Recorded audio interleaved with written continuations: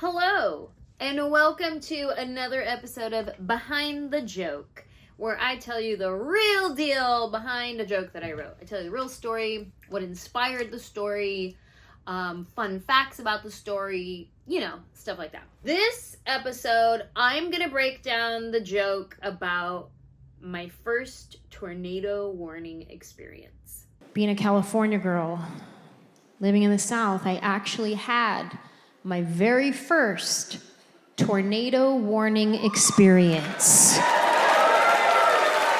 The lights just went out.